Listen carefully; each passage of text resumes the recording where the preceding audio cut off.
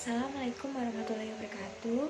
Perkenalkan, nama saya Dila Widyasenrum dengan NPM 2222010058.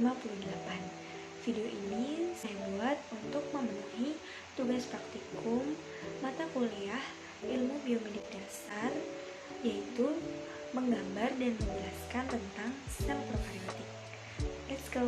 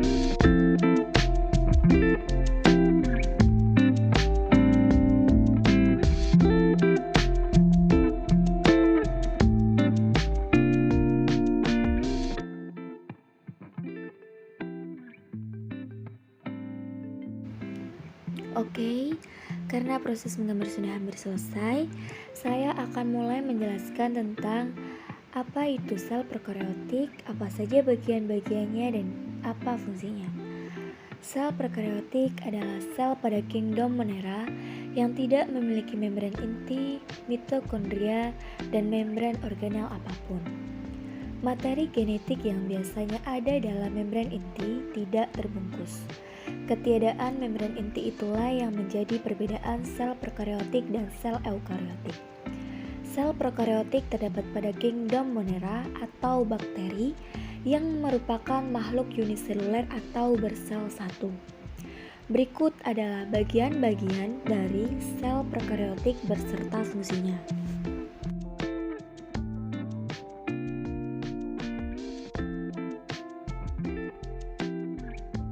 Bagian pada gambar tersebut adalah pili. Pili atau pilus adalah struktur berbentuk seperti rambut halus yang menonjol dari dinding sel. Pili tersusun dari protein dan banyak terdapat dalam bakteri gram negatif. Pili mirip dengan flagellum atau flagella, tetapi lebih pendek, kaku, diameter lebih kecil, dan jumlahnya jauh lebih banyak. Fungsi pili adalah sebagai tempat masuknya materi genetik selama perkawinan dan membantu melekatkan diri pada jaringan hewan atau tumbuhan. Pada gambar kedua ini adalah plasmid. Plasmid adalah DNA ekstrak kromosomal yang berukuran lebih kecil dari kromosom dan berbentuk sirkuler. DNA pada plasmid mampu direplikasi sendiri. Jumlah dan ukuran plasmid pada sel bervariasi bergantung pada jenis plasmid yang dimiliki. Fungsi plasmid adalah membawa sifat non-esensial dari DNA yang memberi keuntungan pada sel prokaryotik seperti resistensi antibiotik, virulensi atau kemampuan menyebabkan penyakit, dan konjugasi atau berbagi plasmid dengan sel prokaryotik lain. Yang ketiga adalah ribosom. Ribosom adalah mesin nanosintesis protein. Sel prokaryotik memiliki banyak ribosom. Fungsi ribosom adalah melakukan translasi dalam sintesis protein yang mengubah kode genetik DNA menjadi protein. Selanjutnya adalah sitoplasma. Sitoplasma adalah cairan sel di dalam membran sel yang tersusun atas air, protein, lipid, mineral, dan enzim. Organel juga berada di dalam sitoplasma. Fungsi sitoplasma adalah sebagai tempat berlangsungnya reaksi metabolisme dan menyimpan cadangan makanan dalam bentuk granula tidak larut air atau granula penyimpanan. Gambar tersebut adalah membran plasma.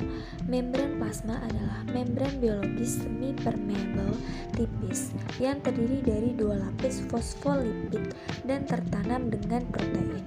Fungsi membran plasma adalah sebagai pelindung sel terhadap lingkungan ekstraseluler dan mengatur lalu lintas zat-zat keluar masuk sel. Selanjutnya adalah dinding sel.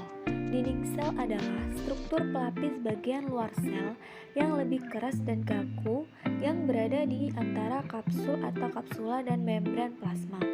Terdapat pori-pori untuk jalan masuk keluar molekul. Fungsi dinding sel adalah untuk memberi bentuk dan melindungi organel internal sel. Selanjutnya adalah kapsula. Kapsula atau bisa disebut kapsul adalah lapisan terluar dari bakteri dengan ketebalan bervariasi di tiap jenis bakteri. Fungsi kapsula adalah sebagai pelindung sel, mencegah sel kekeringan, membantu melekatkan diri dengan bakteri lain atau pada organisme lain, dan melindungi bakteri patogen dari pengaruh antibodi sel inang.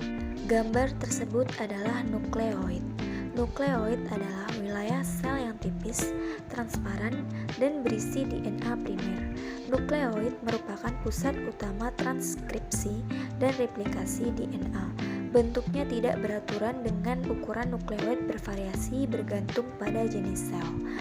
Fungsi nukleoid adalah pengendali seluruh kegiatan sel dan pembawa informasi genetik karena mengandung DNA yang ada di dalam kromosom. Yang terakhir adalah flagela. Flagela adalah struktur seperti cambuk yang memungkinkan sel untuk bergerak. Fungsi flagela adalah sebagai alat gerak sel. Sekian dari saya. Wassalamualaikum warahmatullahi wabarakatuh.